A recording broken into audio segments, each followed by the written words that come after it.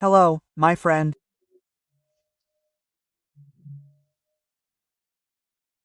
I'm back to our usual spot this Thursday, August 14th.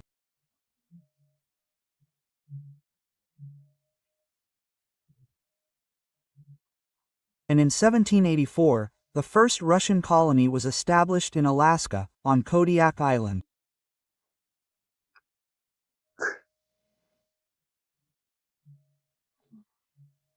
"80 years later, more or less, the Americans bought Alaska from Russia for the equivalent, no, not equivalent, of $7 million at the time.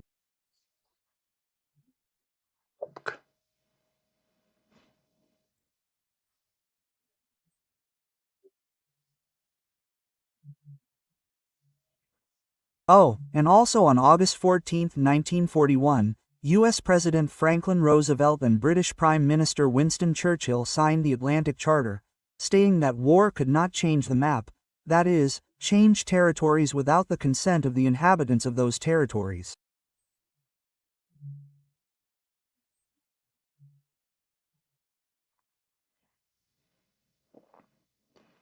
Interesting, right?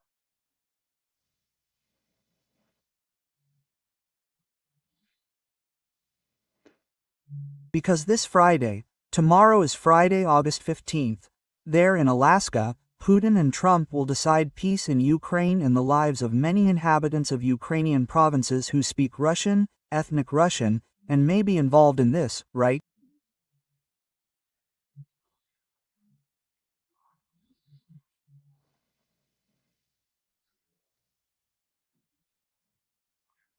Just to remind you, the Soviet Union didn't respect it, pretended to respect it, and put an iron curtain over the European countries that fell under the yoke of Soviet communism, right? Well, we'll talk about this again in a bit. Remember to subscribe and leave your like or dislike at the end. So, let's get to our conversation today.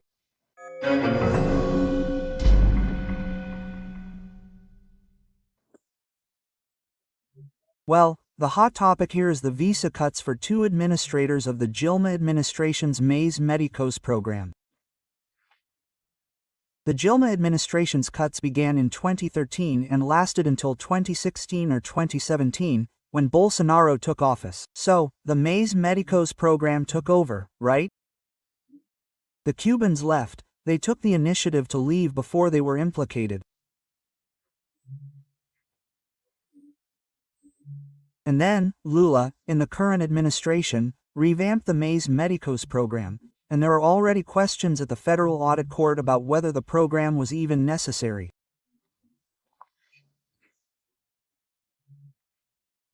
But the Mais Medicos program paid $13 billion with your money, mine, and the money of Brazilian taxpayers, of which $7 billion went to the Cuban government.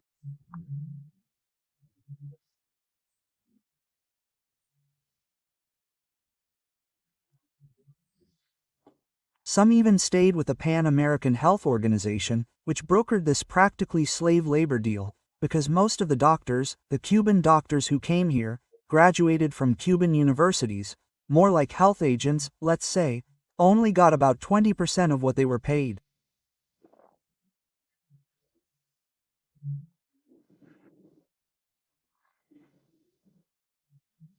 And they faced difficulties here, in addition to, having poor training that was covered up by the liberalization.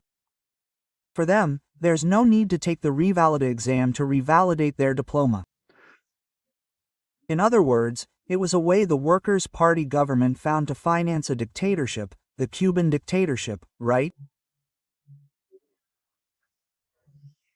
By using a semi-racialized workforce. This is what the Ministry of Labor punishes here from time to time.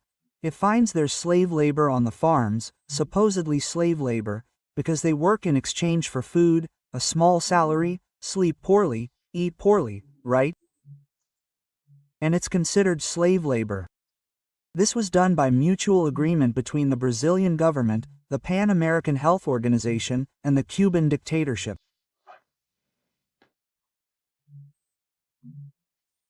In other words, we were complicit in the exploitation of people who supposedly graduated in medicine in Cuba. Here, they still made recipes for things, home remedies, things like that, right?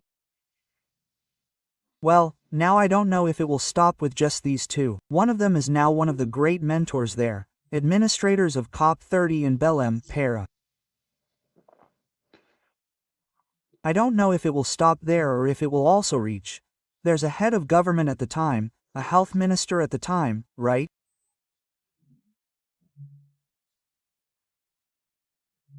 All those secretaries who participated in this exploitation of man by man, as communism says. Well, let's move on. Well, look, the public prosecutor's office has already suspended, or apparently recommended the suspension of, the VIP room contract for the ministers of the Superior Labor Court.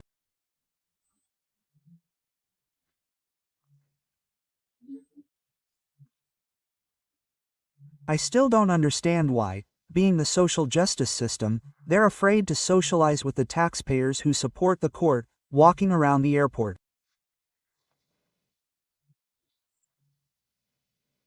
I don't see it, I can't see it. They're not even known. People don't even know who they are, but it went to their heads. Privileges, right? So, not to mention buying a fleet of cars for them and such, right?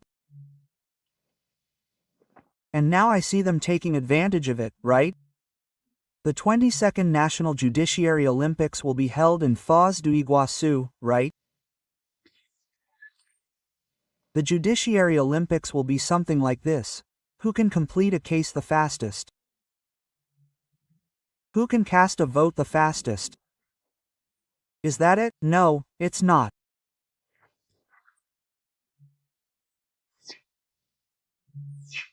Look here, the sports, beach tennis, soccer, fishing, futsal. I think it's indoor soccer, handball, table soccer. I think it was what was called button soccer in my time.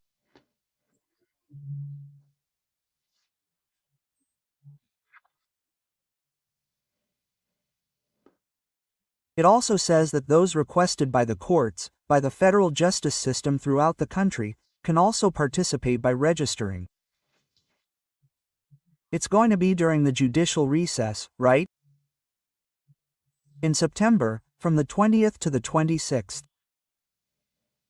Well, anyway, on the 20th, those in the federal judiciary in Rio Grande do Sul will at least have a holiday, but it runs until the 26th. That's what Folha de São Paulo says.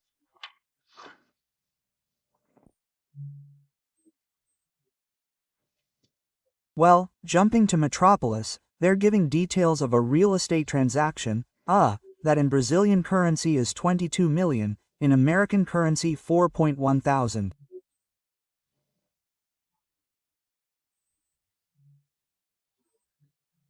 I thought it was very expensive. Only 158 square meters, $4 million, 22 million. I thought it was a 500 square meters apartment, very expensive. Well, it must be the Kibiscan location. It's one of those Florida kisses, but this one is right next to Miami. Wonderful, peaceful. And Metropolis says it was paid in cash. That it was allegedly purchased by Minister A. Moraes, when he was still on the Supreme Court, in 2014, he paid cash, the equivalent of more than 22 million.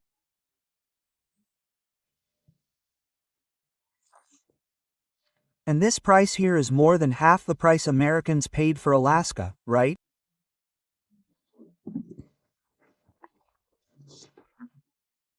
Of course, in dollars from that time and in the name of an offshore company, Telubio or Telub, right? That's what it says there in the Metropolis. Hey, it even says that the condominium fee exceeds $15,000 per month. The minister's salary is $40, $45, $46 per month. It's one third of the salary. Wow. It's expensive, the property is expensive, and the condominium fees are expensive too. Well, what else did I want to comment on with you?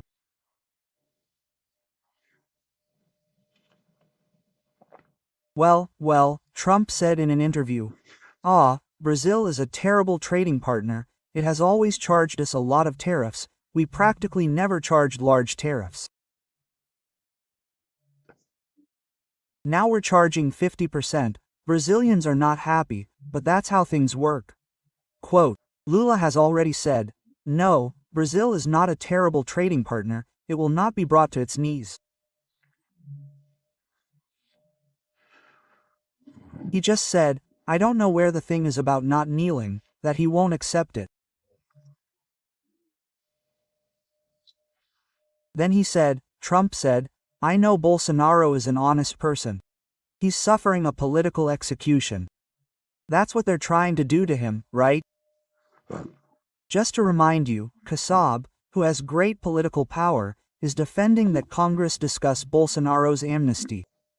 We can already see that Mota is reticent, right? Oh, no, we have to see what the atmosphere is like here in Congress to do something and such. So, just to conclude, since we always speak in Portuguese, right, and in journalism, I saw a news story today. There was an accident on the structural road here in Brasília. A truck hit a support, one of the pillars of a footbridge. And the news story talks about pillars, one of the supporting pillars. It's exactly like the connecting link in Brasília. Alexandre Garcia.